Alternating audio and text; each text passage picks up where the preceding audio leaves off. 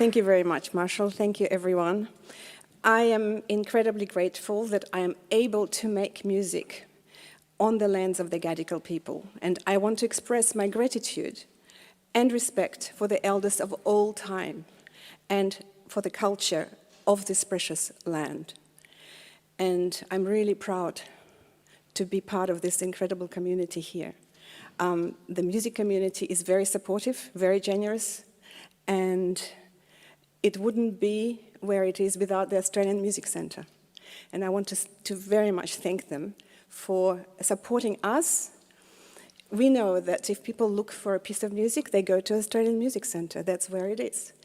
Without it, they wouldn't know what to do, where to look for us. We would be invisible. So for that, I really thank you, Australian Music Centre, and everyone who works or has worked there. And there's a lot of you here in this room who have passed and made work experience at the Australian Music Centre, and I remember when it opened. So for me, that's a big history that I have with that institution. Thank you, Kath, and thank you, Krista, for organizing this event and for asking, well, Marshall asking me to do this. It's an amazing honor. Composing is my life, and it's my life and my profession and my love. I sit every morning with my coffee, with my manuscript, and a pen at my piano, and I think I'm the luckiest woman in the world. And how did I get here? Where did it all start? My childhood shaped a lot of my life. My mom always told me that everything happens for the best. And I believed her. She also convinced me that I liked cod liver oil.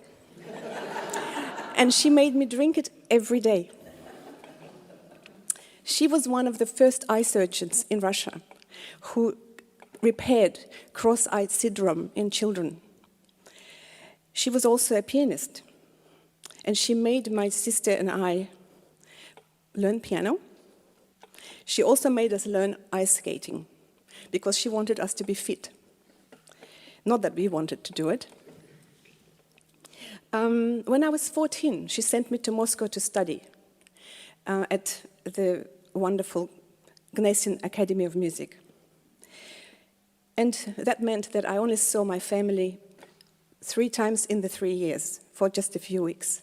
So I was always in the dormitory and away from home. My mother was my first inspiration. She was intelligent woman, humble, very humble woman, very generous, had golden heart. But she always was determined that my sister and I knew music. I knew from the time I was little that composing was much more important to me than playing piano. I was born in Tashkent, the capital of Uzbekistan. My father was an engineer, and when I was 4, we moved to Yaroslavl, not because we wanted to, because the government sent my parents to work in Yaroslavl. It was a town on the Volga River, 360 kilometers from Moscow. It was often a place where very famous soloists would come to rehearse their performances, rehearse for their tours. People like Sviatoslav Richter, Emil Gilels, the incredible violinist David Oistrach, a beautiful pianist, Bela Davidovich. Fantastic people. I learned a lot from just going to those concerts. I couldn't speak until I was 3. And when I did speak, it was not a good speech at all. Lots of impediments, and it was a very broken language. So my sister was my first teacher of speech. She practiced with me lots of vowels, and the reason I can actually communicate today is because my sister taught me patiently, day after day after day, because I just could not pronounce things at all. My parents were worried. They were worried that I will never learn to communicate. But then, in Yaroslavl, my sister had a piano lesson. I was 4, and I watched her take that lesson. And after the teacher left, I played all the pieces. And then my parents were not worried anymore. they immediately arranged for me to have lessons, but I got bored very quickly. I played through all the materials that we had at home, and we had a lot of books. We had Chopin, we had Schumann songs, Schubert songs, Gounod, Rachmaninoff, Prokofiev. We had lots of literature. And I was always having my feet on the ready-to-collapse books because my feet were not, of course, reaching the floor. I was only 4, and I was really, even in my class at school, in which we had sports where you were standing in the order of your height, I was the very last, and I hated that. I was always the smallest. I always was bored playing other people's music after a while, so I decided to play my own, and I was improvising for days, and that was my very favorite thing to do. I would improvise for hours. When I went to sleep, and when I woke up, I always saw a tapestry that was hanging on the wall right next to the bed. That tapestry was Uzbek-made. It had vibrant colors, beautiful patterns, and whirling kind of shapes. And that tapestry is in my head even till today. I feel that it nourished my music then, and even today as well. I feel that kind of ornamental music or ornamental shapes, and also the human invention, how much patience somebody has to crochet something like this, to make it by hand. All of this was made by hand. And I still have that tapestry in my house. At the moment, it's just covering a television, but, but I kept it. Composing can be a dangerous profession, especially for a small little girl at home alone. I was at home one day, my mother was at work, and I wanted to say hello to a neighbor. So I climbed onto the windowsill, on which the books, all the music books were on that window, and the books started to slide down, and I was sliding with them.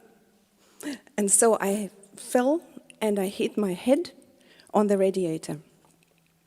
And I did not feel pain, but when I touched my head, it was full of blood. Sorry, it's a bit gory. Then I ran to the neighbor, and she called my mother, and then a car was sent from a hospital where my mother worked, and then the surgeon sewed my head. This story has relevance because, because I was prone to accidents. I nearly drowned once. I fell a lot on the back of my head, and I think sometimes that shaped my music somehow.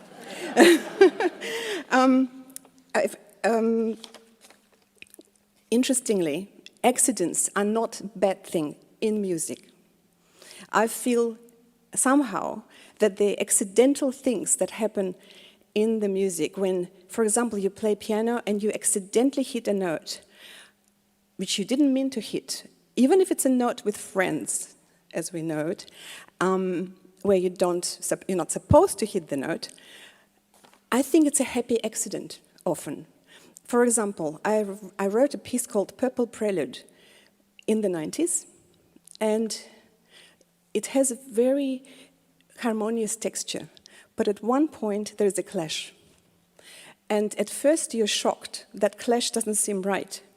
But then I repeated that clash, and without that clash, I tried that too, the piece felt bland.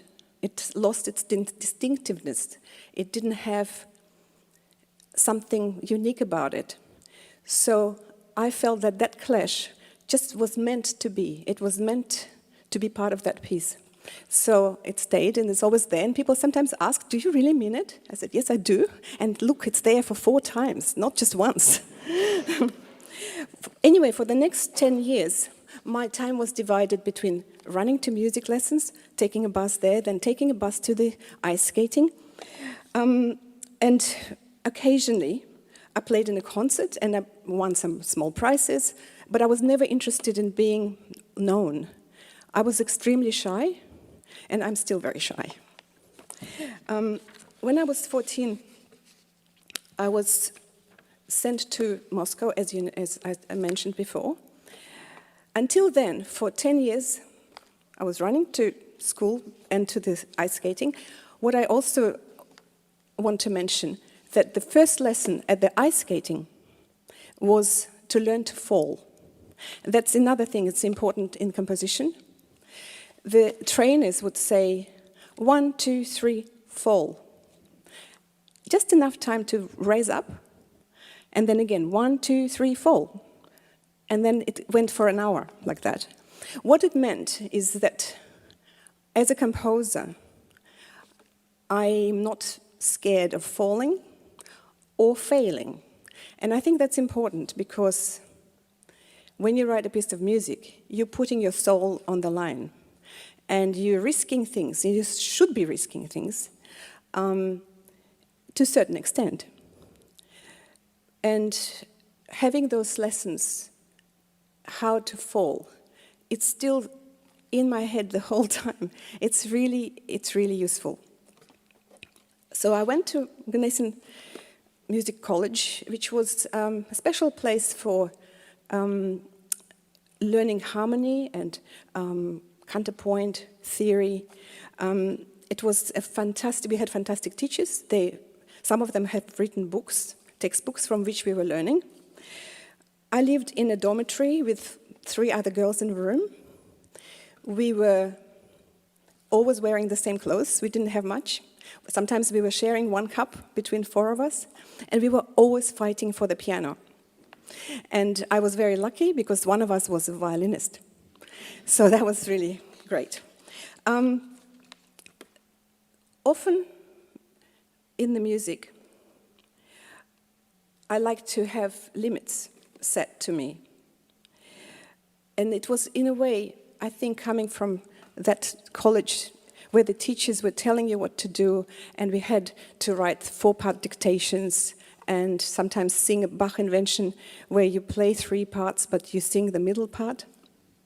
You learn those things, and then outside that, I loved having freedom outside the cage.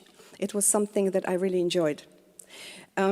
Later, when I wrote a piece called Eliza Aria, for example, for Meryl Tankard's ballet Wild Swans, my aim was just to give myself limitations and just to use 3 chords and nothing else for a long time. The way this piece happened is we had a beautiful soprano called Lisa Crossato in Melbourne Ballet Centre. We were rehearsing and improvising and trying things out. And then one day she said, "You have to write me something, I'm just here, and I have no material to do anything." And she said, "You have until tomorrow, it's my last day." And I said, okay. So I had one night to kind of percolate, and in the morning, just before we started, I had an hour on the piano before everyone else came in. And I just kind of decided I'll just use something really hard to sing, because she was cheeky, asking me for a piece. She should get her challenge. And so I wrote this piece, which is extremely hard to sing, but it's not a usual kind of piece. What I noticed with a lot of my works, and Eliza Aria has brought me a lot of joy over the many years, since it was written 20 years ago, it is not a usual kind of melody, it's a study. It's a voice study. And a lot of the pieces that I had varied success with, or some recognition, they are kind of all studies. They're not real melodies, they're not song melodies, they're not notes one after another.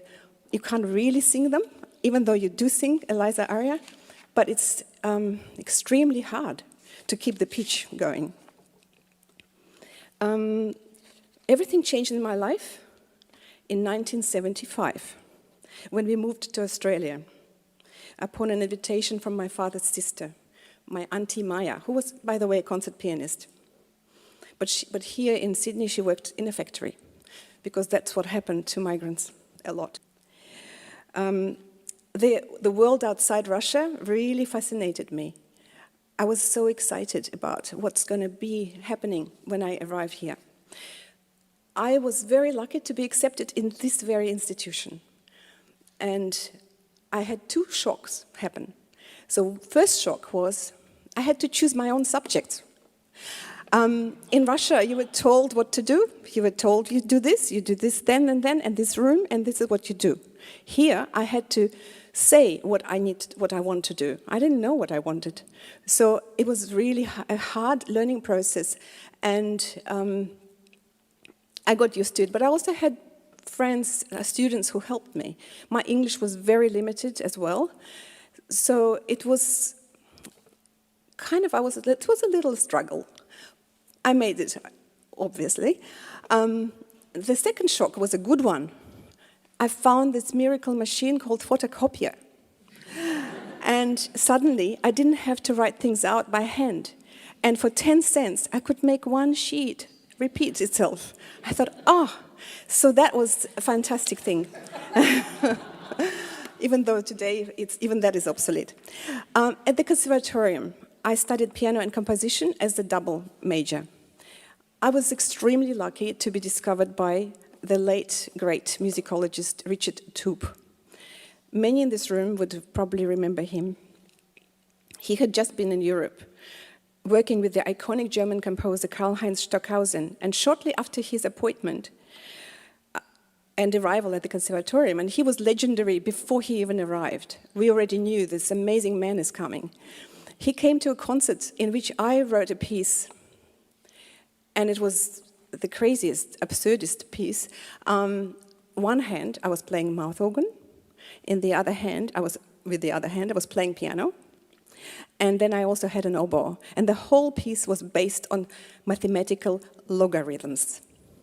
And I was very interested in maths at the time. After the concert, Richard came up to me and said, "Would you like to be my student, my composition student?" And I said, "Oh, would I?" What a question. I didn't say that. But I was very thrilled. And so I became his one and first. For 1 year, I was his only student. As a matter of fact, I was his first composition student, he said. Afterwards, there was Gerard Brophy, there was Michael Smetanin, and a lot of more students who profited from his knowledge, incredible knowledge. Now, the lessons with Richard, how were they? I came to his house where he lived with his family, and it was in a rented house in Woollahra, belonged to a very, very, very famous Australian painter. And the lessons were about 3 to 4 hours long. I would be listening to recording of Stockhausen performed by this orchestra, but then by that orchestra, and then some piece by Boulez, some piece by Xenakis, and Lutoslavsky. All the while, he would be making dinner. And the dinner, usually, his best dish was grilled aubergine, sometimes with steak, and always lots of drink, as those would know who knew him. It was so much fun to have lessons with Richard. When I had to play my piano exam, graduation, I said, "Richard, what do you suggest I play as a concerto?" He said, "You, with your little hands, write your own." And I said, "Okay." So I went to task and wrote a piece for strings, 3 trombones and percussion, and harp. And I played with my little hands, and I called it Concerto Number 0, because I didn't know it's going to go anywhere, and it never did, but it exists on cassette. And it actually helped me win a German exchange academic scholarship. So it was good to have that recording. Much, much later, when I came back from Germany, and I'll get back to Germany in a second, in the 90s, I was very fortunate that Richard volunteered to write the libretto to my first opera, Iphis. And it remains one of my most treasured collaborations. Richard's words were sharp, short, singable, to the point, but most importantly, very few. And that makes a very big difference. As those who know opera can be very wordy. And it's very hard to understand words when they're sung. So what's the point, I find? I'm allowed to say this right now. So for me, the less words, the better. because then you can repeat them. You can do lots of things with very few words. When you have lots of words, you've got to fit them all in, and that's quite hard. When I graduated in 1980, I received a 2-year scholarship that I mentioned to study with avant-garde composer Helmut Lachenmann in Hanover. Similarly, he also loved food, luckily, so I had lessons at his family in their apartment. We would have, again, 3 to 4 hour lessons, but every fortnight. And during his lessons, he didn't tell me, do this, do that, make more flute here, less horn there, make a longer section here, which is kind of sometimes how composition is taught. He did this. He would ask, why? Why this and not this? Why that and not the other? And then finally, why? Then his wife Yukiko would cook tempura, wonderful things. She is a concert pianist. She played a lot of Lachenmann's work, and she was a great antidote to his strictness. He was very strict, and actually a little scary. So often I was quite deflated after the lesson, and so Yukiko made it better with food. Later I understood what he meant. He meant a lot of times that it's material that makes a difference. It's not just writing something. You have to kind of think why you're writing something and why you're making these notes come together and why not those notes. So one day I had to write a piece for flute and viola for some students in my class in Hanover. In German, flute is Flöte and viola is Bratsche. So Helmut Lachenmann said, why don't you write a piece for Flatsche? A mixture of the two. And I thought, that's an interesting, it was like a puzzle. He talked like this sometimes. And I said, I understand. I have to make my own material, which becomes my instrument, and it's called Flatsche. So the Flatsche became a kind of glissando figure in flute. It stopped with the Bratsche in the top register on the kind of sharp note. And that was my material that later became the piece called Intention that I wrote for Seymour Group. Now, Seymour Group was a group of chamber music that was established in the 70s, and they were fantastic. They did a lot of new music, and it was my first ever paid commission. I remember till today how much I got for it. Not much, but it was good, because it was my first. It was just something so special. I don't think any composer in this room will forget how their first commission worked, how much they got for it, when it was performed, what was the piece. It's something that just stays with you forever, and it's the most important memory I think you have of your professional life. So that was a fantastic time. I also managed to earn some money while working in the theater and for a few years in Germany, and I learned a lot about dance, how the sound works for the actors in the drama. My favorite was to make set change music, because there you could be very loud. Because you had to cover the furniture sets moving behind the curtain. So that was I love doing functional music that actually has a function. I lived in Germany for 13 years. I decided to go back to Australia. And just before I left, I was commissioned to write a piece for Ensemble Modern. I was commissioned by the Center for Multimedia and Technology in Karlsruhe, in this fantastic complex that they just built. This piece called Clocks was for playback and ensemble for 20 instruments. Became my calling card when I came back. I was very lucky that it was recorded, because in those days, it wasn't a given that you could just record something. We had Sony Walkman, some of us, and occasionally that was the only thing we had. I was lucky somebody recorded it on a DAT recorder. Now, if anybody remembers what that is. And it was very, very lucky, because somebody did 2 recordings, only one of them worked. So I was very lucky to have Clocks, and that introduced me to Richard Tonetti, and who then took up that piece. and to Barry Kosky, who then commissioned me a piece. However, when I came back with my 3 sons, I really didn't have enough work, so I started to do secretarial course. Anybody who knows me knows it's hopeless endeavor. Luckily, 2 weeks into that course, I was saved by the Conservatorium, who offered me a job to teach composition. One of my students that time is right here, amazingly. So I taught for 1 year composition at this very place. I feel very privileged that I did this. I very much enjoyed the interactions with students. What I did not enjoy is administrative part of it.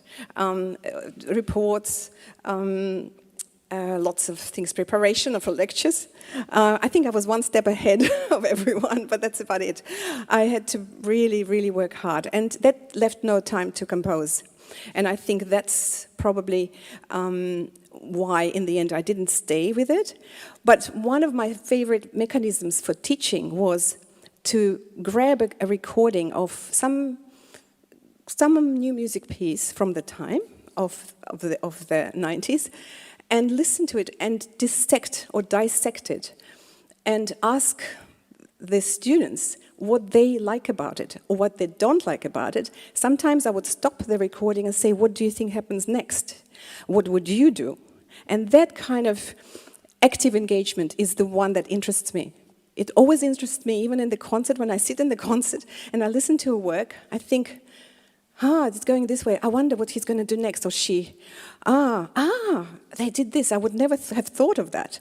And I would go somewhere else. And that's, I think, is very exciting, what one can do with the same instruments. Let's say it's a piano trio, and you would do one thing, but another composer has a completely different idea. I find that exciting. That's why I love interactions with other composers, because we are all so different, and yet we sometimes work for the same instruments and for the same ensembles, and it's just extremely fun. I love life to be fun, of course. At some point, I had to let teaching go and continue writing. I was very lucky, because having then no work again, I was extremely lucky to be offered a residency at the Peggy Glanville-Hicks house, and I'm very grateful that I had the time with my boys to be living there without worrying, about some costs. And later in that year, after I stopped the residency, after it stopped, it was an incredible time for me to be in this cool suburb of Paddington in Sydney. I mean, just fantastic place. And to feel the spirit of Peggy. I felt the spirit of Peggy there. I wrote a lot of music on this beautiful grand piano. Still remember it. It's just fantastic sound with beautiful lamps. It's just, it has such beautiful character. Anyways, I then managed to buy a house in Coogee. Now, what was great about the house in Coogee is that I could play piano all day long. Finally, after being before that in apartments, I could play piano night and day. And that was extremely important to me. I started getting commissions, I started feeling more secure. And even though I had only hand-me-downs for furniture, and the first item on my list to buy was an iron. And that is for someone who does not like ironing. And I don't know anyone who does, but and I'm not good at it either. But I had to have it for my children's uniforms.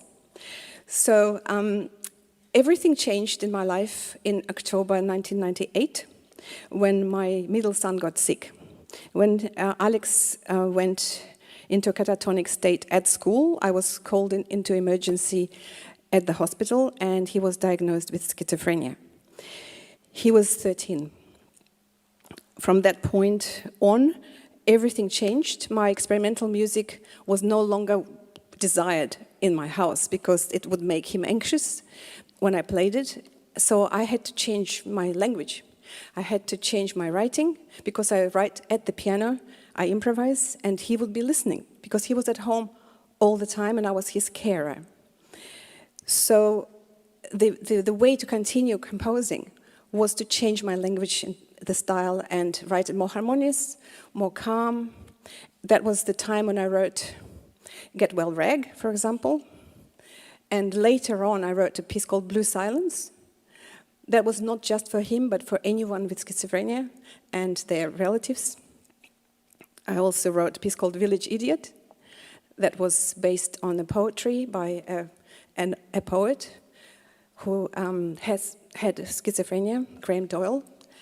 And somehow it's shaped my life since then, to the point that I know that he's very restricted in his life, and I feel that I need to be restricted too. So my life, those who know me, pretty much exists from work, only of work. I don't do much outside. Of course, I meet my friends. I love a good meal.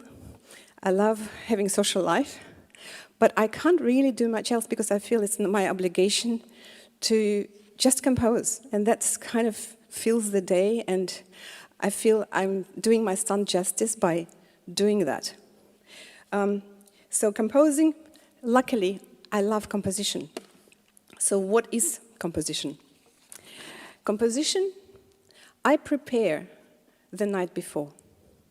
For me, it's very important if I clear the table or the piano for the next morning. It's very important that it's set up so that I don't have to start opening up and creating. So I have to start where I finished the day before. So it's kind of a ritual I've had for the last 30 years. And it's helped me to absolutely not have a block. Because I feel the block is often just not wanting to open the piano or open the book or open the pen. Sometimes I even leave a pen opened. Now that's a crime. But I do, and it's important. There is lots of sketches that I write, lots of wild, crazy scribbles that land on the floor, and I just let my fingers wander. I don't believe in bad ideas. Every idea will have its day, but that day may not be today. So I compose all the time, and I try different possibilities. I sometimes find something really banal. Sometimes I do it on purpose. I say, how stupid can I be? Let's do something really silly. And then I twist one note, or I change the rhythm a little bit, and suddenly it's not as silly anymore. So I find that is kind of an exercise that I just love. I think it's just kind of a child within me that likes to do that. I love not knowing what's ahead. I love imagining a performer playing a piece. So I think, what would be the first thing I would like to hear? What would be the last thing I would like to hear? How will it go and develop? I often said I'm a miniaturist at heart, and then I find myself writing these humongous pieces. For example, recently I wrote a soundtrack for a silent film of 93 minutes for a very large orchestra, or I've just written an opera, and I'm kind of going through operas at the moment, quite a few. Crazy. I'm lucky to have had wonderful commissions and projects. And every project is different. So the great thing is life of a composer is varied. It's never the same. It's never bland. It's never boring, ever. For example, when I was writing an album for Tamara Anna-Szydlowska's Unsent Love Letters, I was trying to avoid strong melodies. I was trying to write vague melodies, vague harmonies, harmonies that don't feel the pull to go from dominant to tonic, or go from one key to another. They just floated, and that was very important to me. The sense of air and space is another thing that's quite important to me, even though my pieces are quite often very busy. But my wish is to write spacious pieces, and I'm still searching for that. Often I start with a short score, if I write for orchestra, which means I write a piano draft, so that later I orchestrate it. It's like writing black and white, and then you put color into it. And it's just giving you the structure, especially for multi-movement form. I think it's really important to me to feel how the piece is going to go. But also for practical reasons. Orchestral score, you can only see a snippet on a page. When you have piano score, you can see a lot more. And I write short, very much shorthand. Sometimes it's just one line and chord symbols. So right now I'm working every day through about 600 pages of something because I'm checking things and editing things and refining things. And then I also keep asking questions. Why? Why this and not this? Why that and not the other? And then finally, why? And questions that lead me forward and questions that keep me grounded. Why this note and not that note? Why this register, not that one? Why this key or this instrument at this spot in the piece? Why did I get to be composer and get a job? And the answer is, I don't know. I don't know why. But I will never stop thanking my stars for the luck and opportunity that came my way. Music has a magic to create things that never were before. Sounds you have never heard before. To connect people that never met each other before.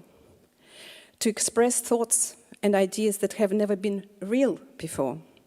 And to take your mind and heart across borders that they never thought they would cross.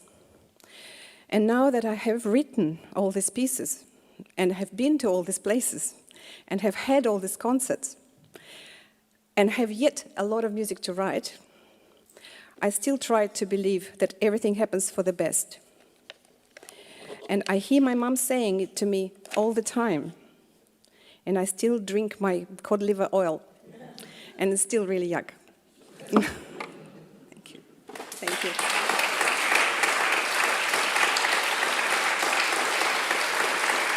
Thank you.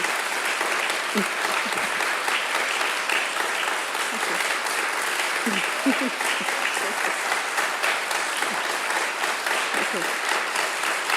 Thank you.